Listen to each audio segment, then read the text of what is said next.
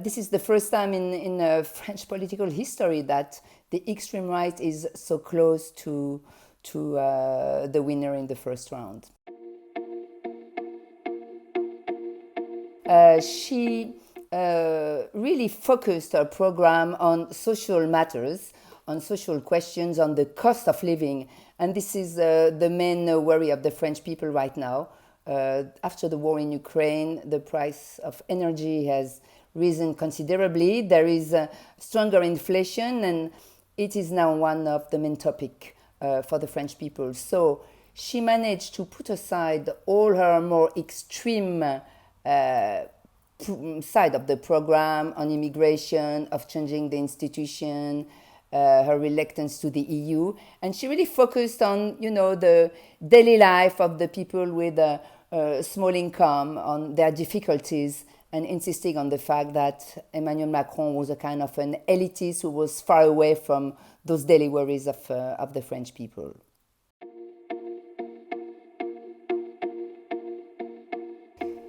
And that's how she managed to somehow detoxify her brand, because for years she has been associated, of course, with extreme views on immigration, extreme anti-European views.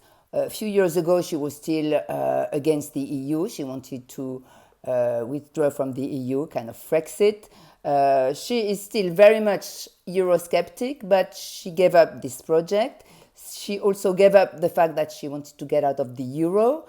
And she softened also her own personality. Let's say she styled herself as kind of innocuous housewife, cat-loving, who raised her children on her own. Like, she presented herself as someone, running an ordinary life and being close to the ordinary people.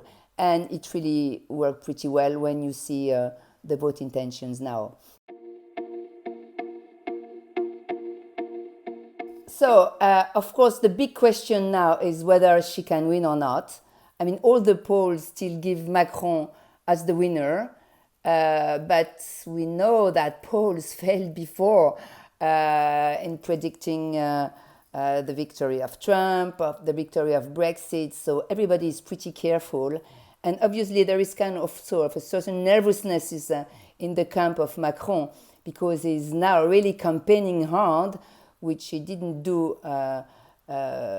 before the first round because he was busy with the war in Ukraine. So obviously there is a chance that she can win, especially because one of the measures proposed by Macron is very unpopular. It is to postpone the retirement age from 62 to 65. And if this election ends up finally in being a kind of referendum on this question, then he may lose. So for France on the international scene, a victory of Marine Le Pen would really be a disaster, in the sense that in the EU, where France is one of the main country trying to make the EU more dynamic, more efficient. So she's not interested by all this.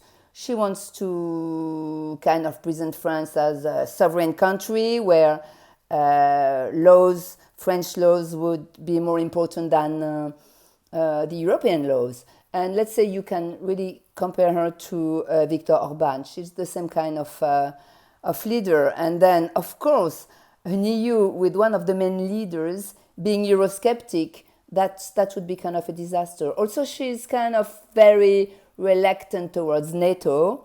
And let's not forget, she was an admirer of Vladimir Putin for years, and she even needed to borrow to a Russian bank to finance her campaign.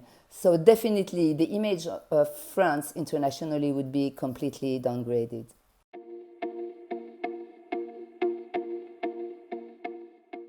Join the conversation at Fair Observer and subscribe to our YouTube channel.